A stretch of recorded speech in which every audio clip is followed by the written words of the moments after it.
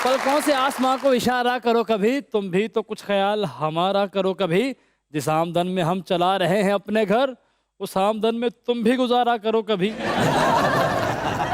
इसी सूरत में आ सकती है बेहतरी, इसीलिए आ रहे हैं वासे चौधरी।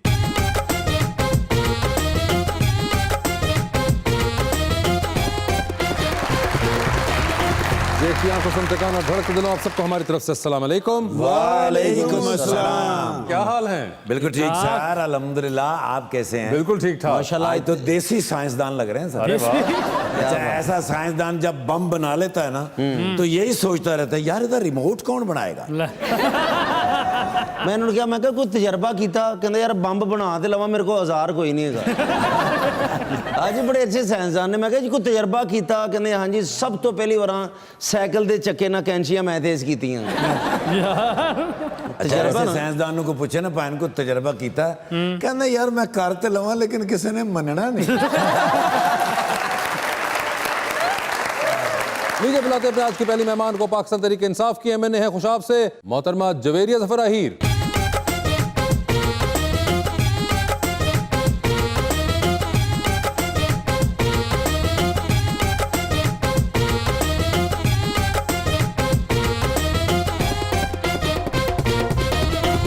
उनका साथ देने के लिए हमारे दूसरे मेहमान पाकिस्तान मुस्लिम लीग नून के रुकन पंजाब असेंबली के अंदर जनाब अख्तर हुसैन बादशाह।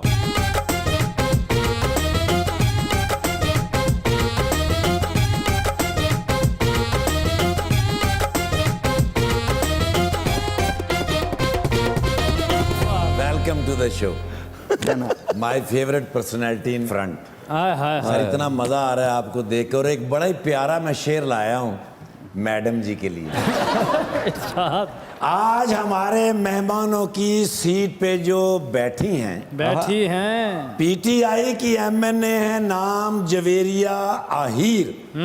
इनको देख के पहली नजर में दिल ने मुझसे कहा, क्या ठाकर तू है रांझा और ये हीरे जैसी ही। हाय हाय, साडी अपनी मंजिल कोई भी नहीं, असी होए फकीर लकीरां दे। साडी अपनी मंजिल कोई भी नहीं, असी होए फकीर लकीरां दे।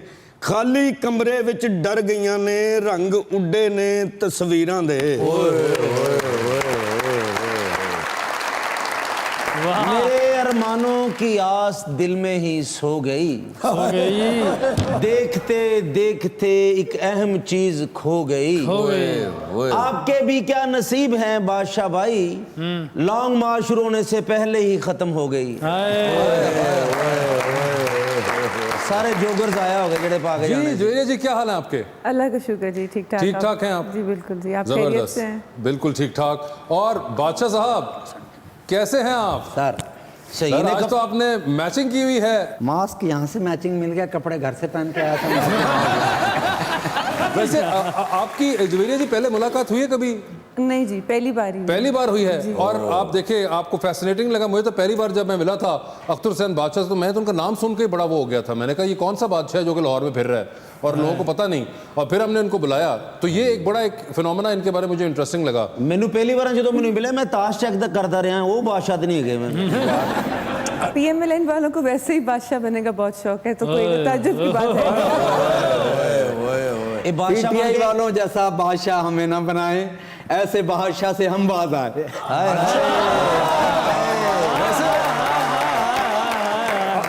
हमने तो कभी अपने आप को बादशाह सलामत कहा ही नहीं है। इमरान खान जितने वादे इतने किसी ने नहीं किए, उनके लिए यही है कि कहाँ तक तेरे वादों पे इस अवाम का दिल फरेब खाए, कोई ऐसा कर बहाना हमारी आस टूट जाए। मेरा ख्याल है आपकी आस टूटने में कोई कसर बाकी रह तो नहीं कि जो पीडीएम का शुरू है। आप तो ऐसे बयान ढूंढते फिर रहे हैं कि कोई जरदारी की तरफ से आए। आपका ध्यान बयानों की तरफ है, आपका ध्यान अब सिर्फ दुकानों की तरफ है।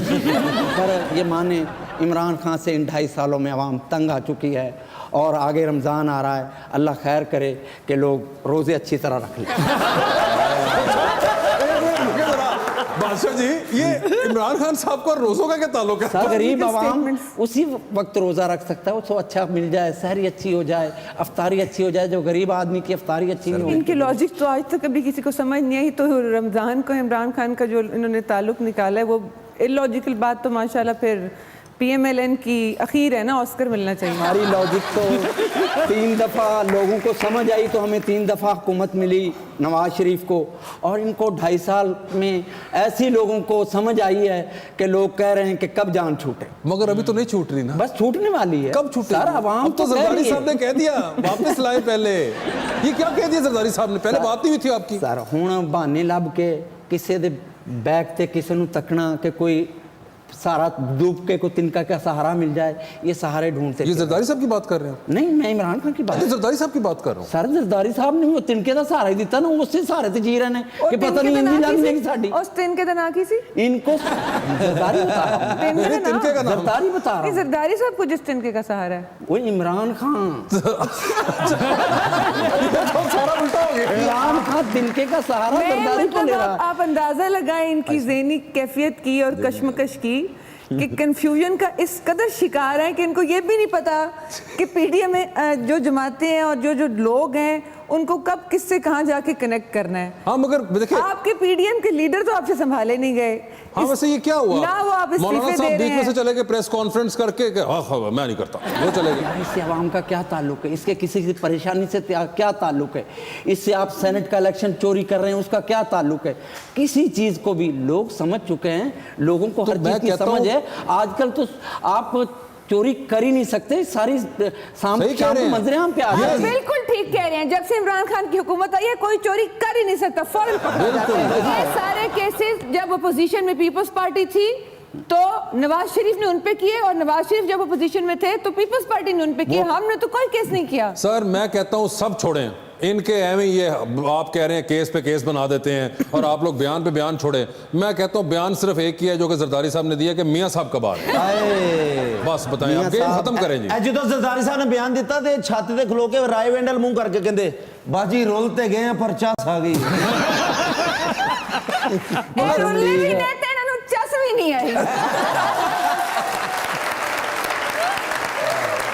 देखो नवाज शरीफ की जगह शहबाज शरीफ मौजूद है, मरियम नवाज मौजूद है, हमजा शहबाज मौजूद है। बात सुने अख्तर भाई, देखें बात ये है कि जो जेन्युइन लीडर है ना वो जेन्युइन लीडर होता है। ठीक है, ये अब ठीक है हमजा साहब के अलग है, मरियम बीबी के अलग है, शहबाज साहब तो खैर बेचारे अंदर है, वो तो बाहर ही नहीं भी आना चाह रहे, लेकिन हमें नवाज शरीफ चाहिए।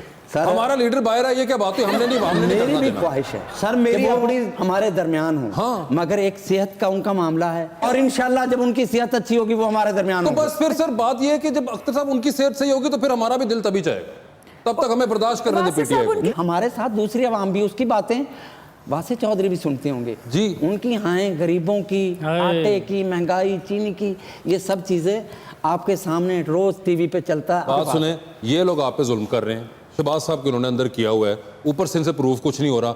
मैं कहता हूँ इस्तीफे निकालें जाके आज सेफ में से, सुबह जाके आपने परवेज अली साहब के सामने रखना है। सर ये पढ़े, मैं नहीं आ रहा। इनके पास आइंदा इलेक्शन के लिए पता क्या बात होगी? क्या हमने शहबाज शरीफ को इतने दिन अंदर रखा, हमजा को इतने दिन अंदर रखा, अब कोई साबित चीज नहीं निकली तो हम क्या करें? हमने तो 2-3 साल अंदर रखा। सारा बादशाह बस ये चीजें बादशाह भाई नून लीग जो निकलने लगे सी ये उन्होंने इस्तीफा लेके दो, इन्होंने लतीफा लेके देता।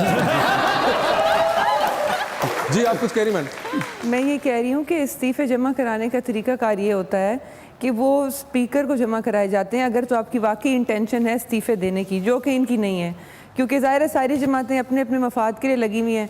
ये जो सेनेट के इलेक्शन की बात कर रहे हैं, आप अपने पीडीएम के आसपास नजर दौड़ाएं, आप हमें क्या कहते हैं? इलेक्शन कमीशन का इस्तेकाक है। सबसे पहले बात सुने बादशाह साहब, आपका बड़ा बेटा कितने साल का? इन्हों तो बड़ा है जी। नहीं रुके, क्योंकि कितने साल का बड़ा बेटा बादशाह? 24 साल है। 24 साल का। आप उनको जवेरिया बाजी कह चलो बाजी छोटी भी होती है, बाजी बड़ी। अच्छा बाजी है, छोटी बाजी है ये। जवेरिया जी आप देखें, he doesn't look like that old. अब मैंने इनका बेटा देखा नहीं, इसलिए कमेंट नहीं कर सकती। नहीं तो 24 साल तो इमेजिन कर सकती हैं आप। हाँ 24 साल इमेजिन कर सकती। तो वो सोचे उस हिसाब से बादशाह साहब। और आपने देखा नहीं ये? अच्छा एक आपको मजे की बात बताता हूँ अबाउट अख्तर साहब। ये जब पहली बार हमारे पास आए तो इनकी हुकूमत थी, तो ये एक बड़े एक सादा नरम तबीयत के आदमी आए, यहाँ बैठे, वो मुझे भी समझना है मैं इनसे क्या बात करूं, मुझे लगे ही ना कि इनकी हुकूमत है। मसने सवाल कर रहे कैलकुलेटर से हिसाब करी जा रही, पता नहीं 3600 बचे आगे 4800। अजीब से उसमें थे। एंड उसके बाद जब ये आना शुरू हुए ऑपोजिशन के दौर में, तो बादशाह की चाल ही चेंज हो चुकी हुई थी। जो एनर्जी मैंने इनके अंदर देखी है माशाल्लाह पिछले 2 अपीयरेंसेस में, वो लगता है जैसे कि इन ऑपोजिशन में आते ही इनको इंजेक्शन लगा है एनर्जी का। वो इंजेक्शन एनर्जी का नहीं लगा, वो इंजेक्शन उस बदहजमी का लगा है जो नून लीग को हजम ही नहीं हो रही पिछले 2.5 साल से, कि अब इनके इक़्तिदार में ना रहे हैं ना उन्होंने कभी जिंदगी में आना है। जिंदगी में आने नहीं है। ज़ाहिर है इनके पास बोलने के ये लिए ख्वाहिशें ही रहेंगी। हमारा नारा वोट को इज्जत दो, तो आपने तो नोट को इज्जत दी। हमने वोट को इज्जत दी है। शायद रोने इतना धोने पैसा का- आप अवाम पे लगाते जितनी खरीदो फरोख्त पे आपने लगाया। अगर आप 3 टेन्योर में इतना कुछ कर लेते अपने ज़ातियात से हटके, तो आज हम हुकूमत में ना बैठे अल्लाह का होते। शुक्र है, एटमी ताकत बनाया मुल्क को। चारों तरफ मुल्क की मोटरवे हैं, कराची तक चारों जाएंगी तरफ नवाज मोटरवे शरीफ हैं। याद आएगा, इस्लामाबाद जाएंगी नवाज शरीफ याद आएगा, सियालकोट जाएंगी नवाज शरीफ मुझे आएगा। क्यों याद कोई आएगा नवाज सड़क शरीफ? ऐसी जब आप इस्लामाबाद से आ रही होंगी तो पता चल रहा होगा कि उस रोड पे सफर कर रहे हैं जिसको नवाज शरीफ ने बनाया।